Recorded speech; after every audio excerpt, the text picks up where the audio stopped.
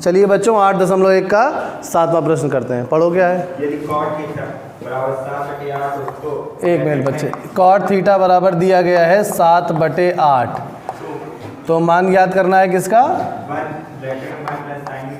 1 plus sine theta bracket में into 1 minus sine theta गुणे में 1 माइनस साइन थीटा, अपॉन हाँ 1 plus cos theta 1 plus cos theta, bracket में हाँ 1 minus cos 1 minus cos theta.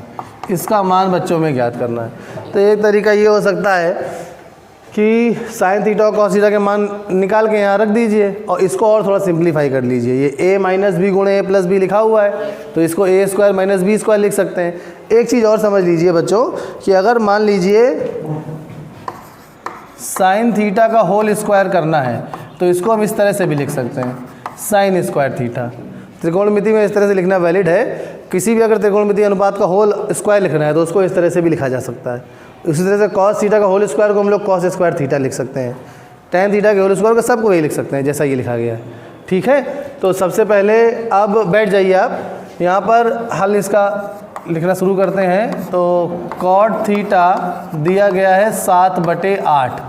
तो cot theta क्या होता है, लंब कर्ण और आधार के पदों में, के पदों में क्या होता है कॉट थीटा, कल बताया था, लंब बटे आधार। ये टैन थीटा होता है, कॉट थीटा होता है, आधार बटे टैन थीटा होता है लंब बटे आधार, तो इसका उल्टा होगा कॉट। तो क्या होगा ये, बैठ जाइए।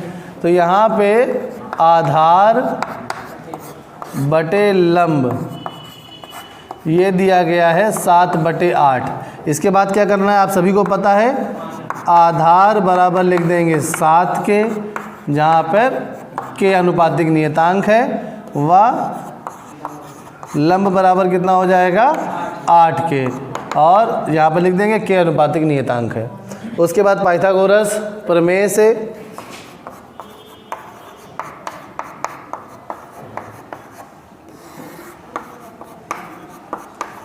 पाइथागोरस प्रमेय क्या कहती है कि कर्ण का वर्ग शेष दो भुजाओं के वर्गों के योग के बराबर होता है। तो कर्ण का वर्ग बराबर लंब का वर्ग धन आधार का वर्ग।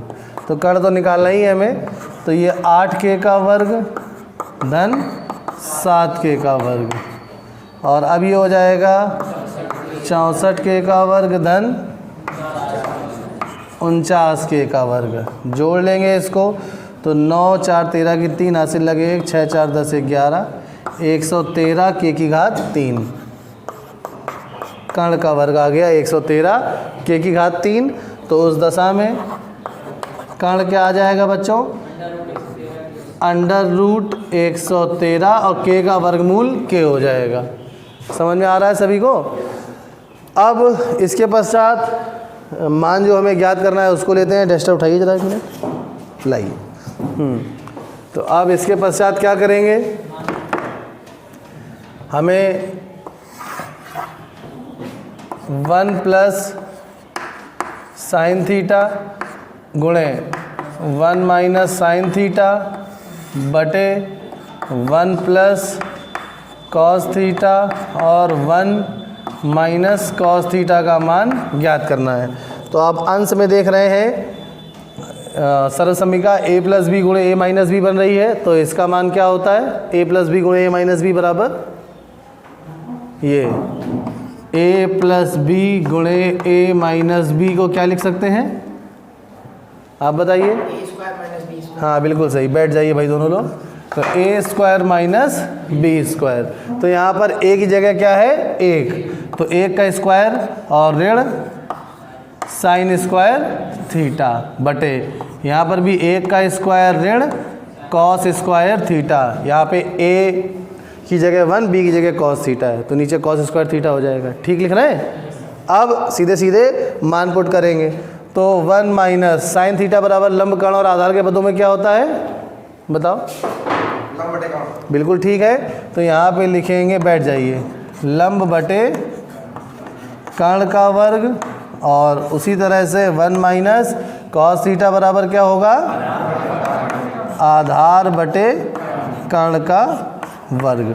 अब सारे मान जो हम निकाल चुके हैं उनको यहाँ पर रख देते हैं। 1 माइनस लंब का मान बच्चों क्या है 8 के बटे कर्ण का मान हमने यहाँ पे निकाला है, देखिए अंडर रूट 113 के, तो ये है अंडर रूट 113 के का वर्ग बटे, उसी प्रकार से 1 माइनस आधार कितना है बच्चों, तो 7 के और कर्ण है अंडर रूट 113 के का वर्ग।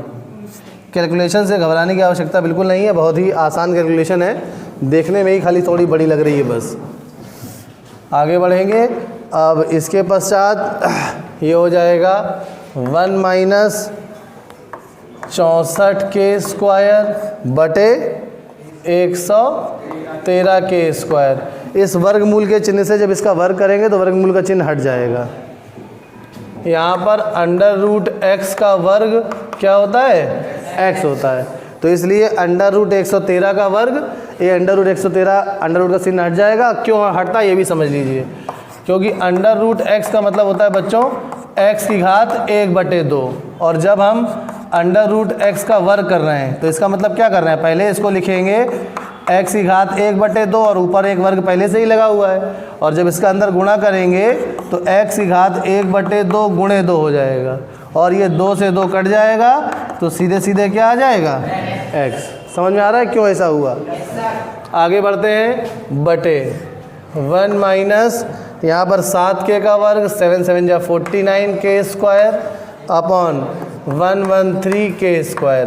अब के का वर्ग कैंसिल हो गया, लासापा ले लेंगे, अंश में भी लासापा आएगा 113 ऋण 64 बटे 113। ये तो अंश का मामला हुआ, हर में आ जाते हैं, हर में भी 113 लासापा होगा, ऋण 49 बटे 113। अब 113 से 113 भी कैंसिल हो जाएगा, क्योंकि अगले पद में जब लिखेंगे तो अंश वही रहता है, हर के व्युत्क्रम का गुणा अंश में हो जाता है, तो ऊपर जाके कैंसिल हो जाएगा। समझ में आ रहा है सभी को। अब बस घटा के उत्तर लिख देंगे, तो इसको घटाते हैं तो 9 13 9 4 13 और 10 में 6 घटे 4 49, और यहाँ पे आ रहा है 64, और यही हमारा उत्तर है। समझ में आ गया सभी को। आंसर चेक करिए एक बार, आ रहा है कि नहीं देख लीजिए। इसका एक और भाग है, एक और भाग क्या है देखिए ज़रा, कॉट स्क्वायर थीटा निकालना है। तो कॉट थीटा दिया गया, कॉट स्क्वायर थीटा निकालना है। देखें ज़रा कहाँ है, कॉट स्क्वायर थीटा का मान ज्ञात कीजिए, तो कुछ मतलब ही नहीं है दूसरे भाग का। चलिए फिर भी लिख देते हैं, सीधे सीधे वर्क कर देना है बस। दूसरा भाग इसका है कॉट स्क्वायर थीटा का मान ज्ञात करना है, तो इसका मतलब हो जाएगा कॉट थीटा का होल स्क्वायर। तो कॉट थीटा का मान हमें दिया गया था 7/8 का वर्ग, तो यानी 49/64। इसका मतलब बच्चों एक तरह से ये प्रश्न आपकी अगली प्रश्नावली के लिए बन गया।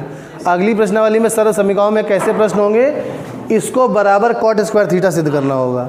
ऐसा प्रश्न आगे मिलेगा कि इसके आगे बराबर कॉट स्क्वायर थीटा आपको सिद्ध करना होगा। समझ में आ रहा है। चलिए फिर से बता दें एक बार, ठीक है, नोट कर लीजिए फिर।